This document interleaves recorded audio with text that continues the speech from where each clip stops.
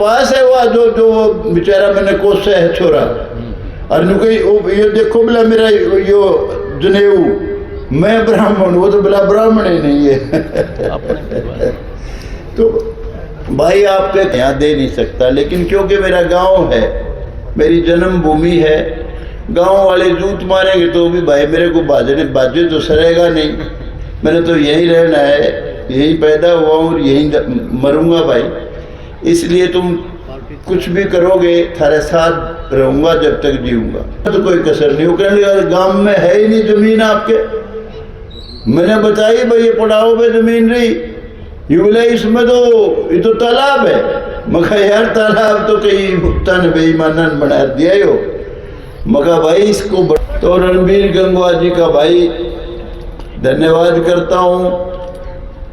उन्होंने बिना आए भी कहा कि 11 लाख रुपए मेरी तरफ से घोषणा कर देना और वो 11 लाख रुपए पहुंचाएंगे, उनका धन्यवाद।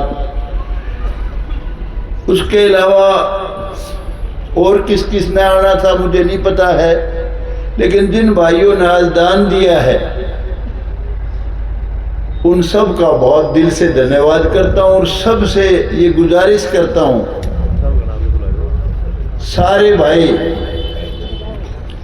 जो भी यहाँ आया है, श्रद्धा समान, जिसका ब्योंत 1 रुपए का है, जिसका ब्योंत 100 रुपए का है, जिसका ब्योंत जितना भी है, सारे भाई इस गौशाला में जरूर दान दे के जाएं, ये मेरी आप सबसे गुजारिश है। इन तो कौन बात हुई थी कैप्टन साहब से मेरी बात नहीं हुई वैसे, लेकिन कैप्टन साहब से मैं कहूँगा, कैप्टन साहब मना नहीं करेंगे, बोल दो आपने। मैं उनसे बिना पूछे मना कहना नहीं चाहता, अच्छी बात नहीं होती बिना सलाह करे।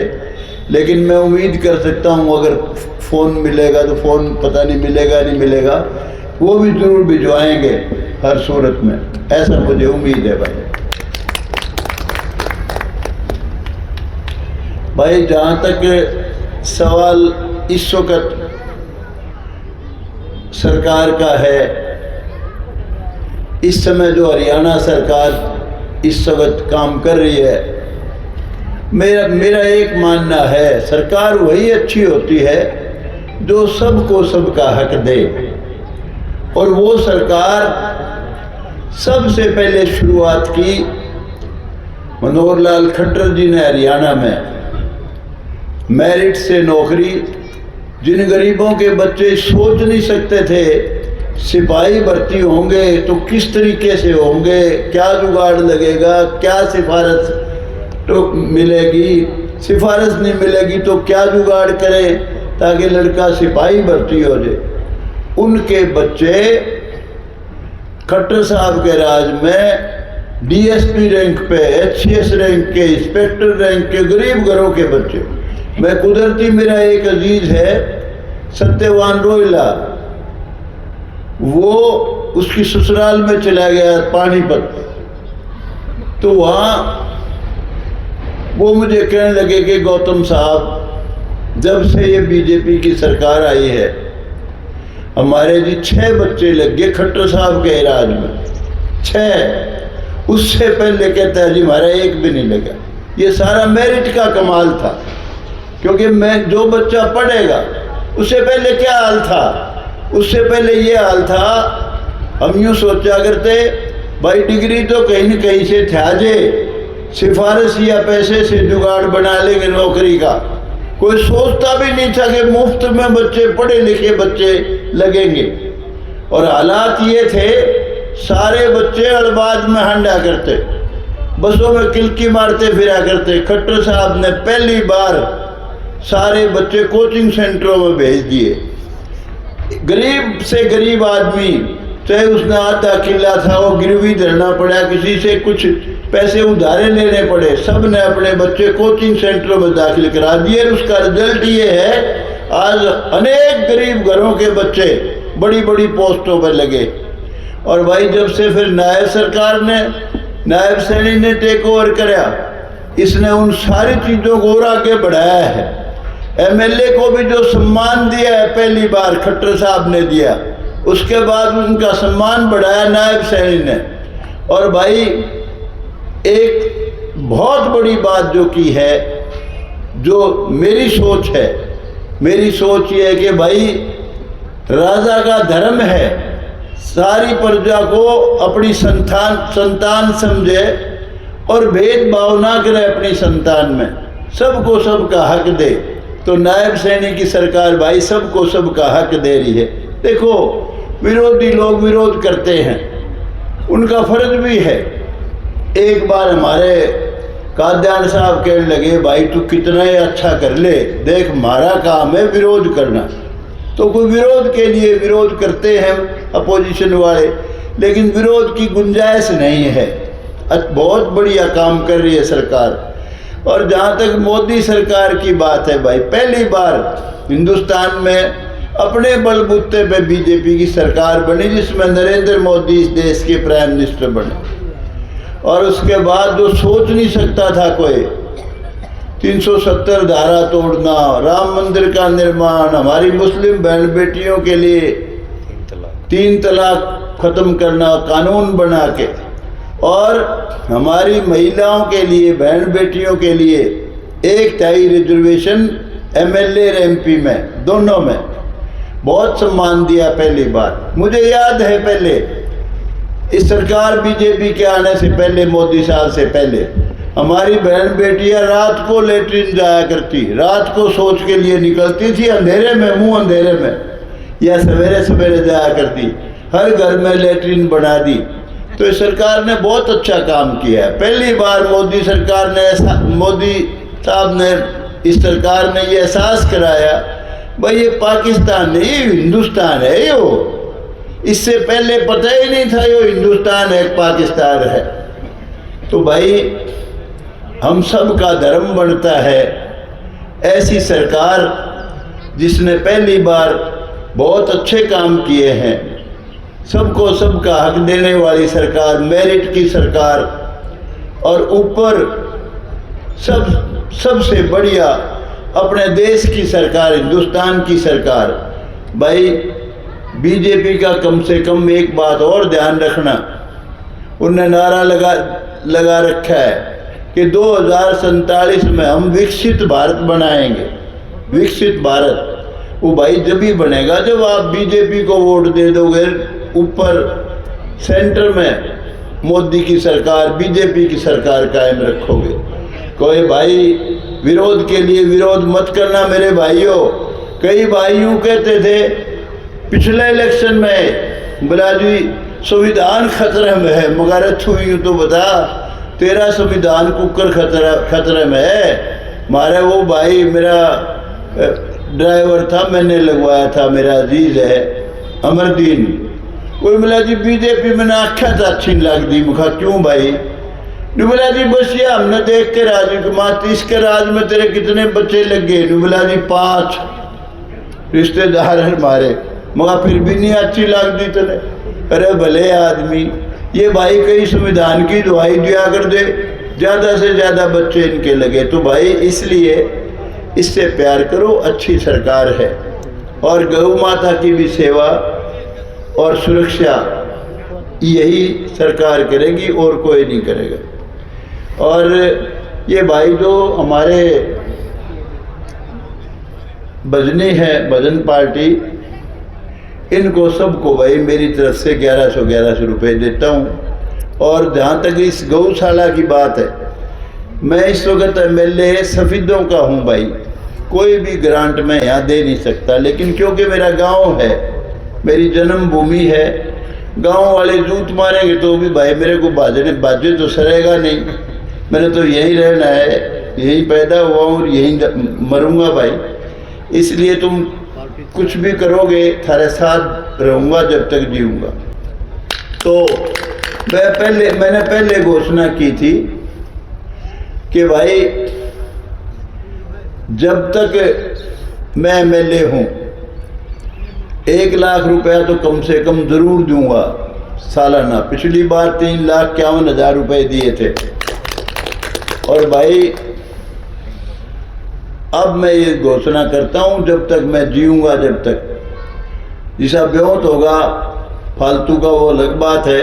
लाख से कम कभी नहीं दूंगा भाई, जब भी प्यार से मिलाओगे। और इस बार जहाँ तक सवाल है, लाख में तो कोई रोड़ा नहीं भाई, लेकिन जितने ज़्यादा से ज़्यादा दे सकूँगा वो बता दूंगा। जो करीब का बताने लग रहा हूँ कि पिछली बार 3,51,000 रुपये दिए थे, तो इस बार भी कोशिश करूँगा जितने ज़्यादा से ज़्यादा दे सकूँ उतने ज़्यादा से ज़्यादा दूंगा और दिवाऊँगा।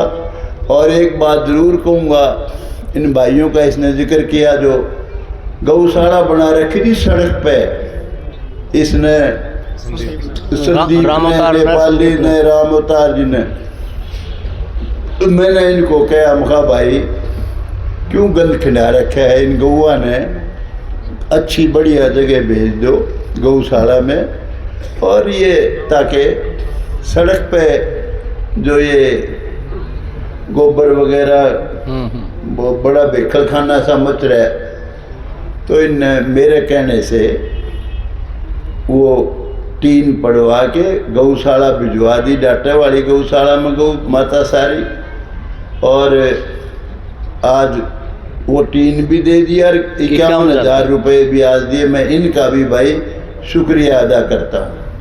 एक बात और कहता हूँ, मुझे कई भाई एक तो यूँ बोला ये बामणे को नहीं बोला हमारा मकान पड़वा दिए मेरे बारे में। ये जो जहाँ बना ना यो कोर्ट बनेगी, कोर्ट बनेगी। ये कोर्ट नूरलाल खट्टर की देन है ये, और इस सरकार की देन है नायब सैनी की। यहाँ ये जगह मैंने सबसे पहले जिस दिन यहाँ आए थे खट्टर साहब, उनको जाके दिखाई, नीचे उतर के सारा देख के गए। मकान ये टूटे फूटे हैं बिजली बोर्ड के मकान, ये सारे हटवाओ।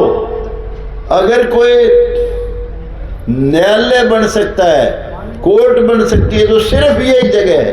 उन्होंने मेरी बात मान के वो जगह उसी वक्त ऑर्डर कर दिया कि भाई ये कोर्ट बनेगी, इसमें वो दे दी। उसमें सेशन जज आई, उन्होंने देखा कुछ ये मकान बीच में रुकावट है।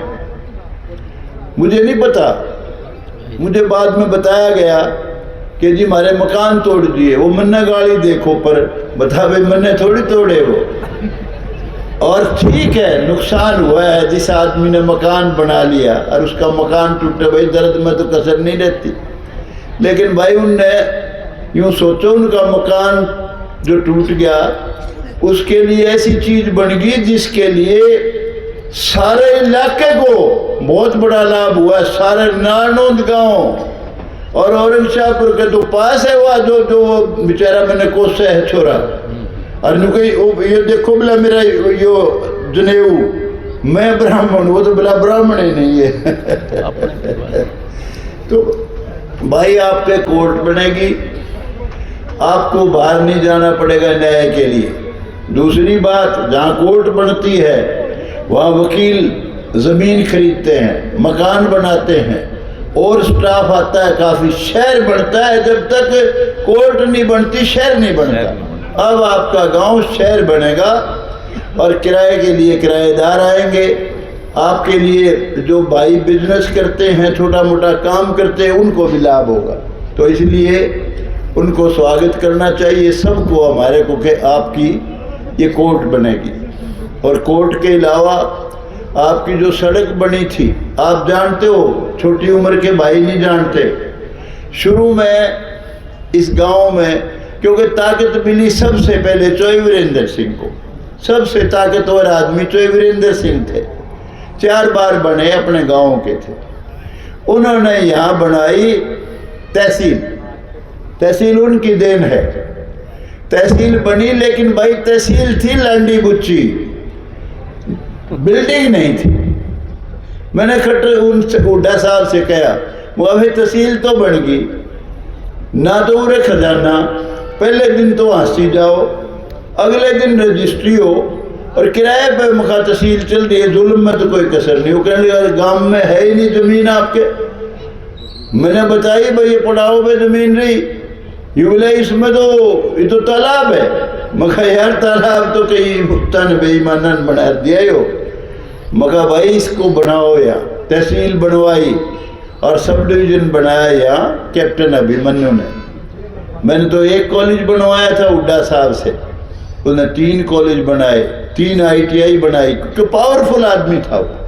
मैं तो, मेरे पास तो कोई पावर नहीं थी, मैं तो विरोध का MLA था, लेकिन मैंने कह के खजाना भी यहाँ बनवाया, तहसील बनवाई, और अब भाई भगवान की दया से आपके कोर्ट भी बन गई। तो ये बहुत ही आप इस गांव के लिए शुभ हुआ है। तो इसके लिए मैं सरकार का धन्यवाद करता हूँ। और भाई धन्यवाद करता हूँ मैं, बहुत बड़ा रोल है हमारे पेटवाड़ के भाई सूर्यकांत, जो इस वक्त हिंदुस्तान के चीफ जस्टिस बन गए। हमारे सब के लिए बहुत गौरव की बात है, बहुत बड़ा दिन है ये। उनकी वजह से ये अब कोर्ट का शिलान्यास हुआ है।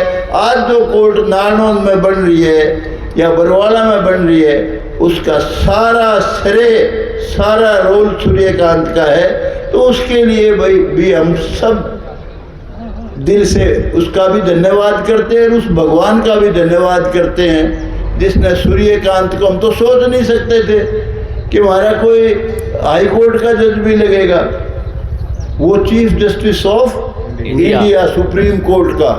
तो उसका श्रेय है जो आज ये कोर्ट का शिलान्यास भी करके गए, वो चालू भी करके गए। तो आप सब ने मेरी बात बहुत ध्यान से सुनी, मेरा स्वागत किया, सम्मान दिया मुझे। आप सबका बहुत बहुत धन्यवाद। जय हिंद। एक बार जोर से बोलो जय हिंद। भारत माता की जय नहीं बोलता मैं, जय हिंद बोलता हूँ। जय हिंद। जय हिंद। करंट नहीं है, मेरे इस तरह से बैठे जो इनकी माँ मर की हो गई। अरे करंट से बोलो यार, अपने देश की जय नहीं बोल सकते। जय हिंद। जय हिंद। चलो भाई, बहुत बहुत धन्यवाद। जोरदार तालियां हमारे बीच में। और दानी पुरुष भी आए हैं, विजेंद्र जी लोहान, ईश्वर मलिक।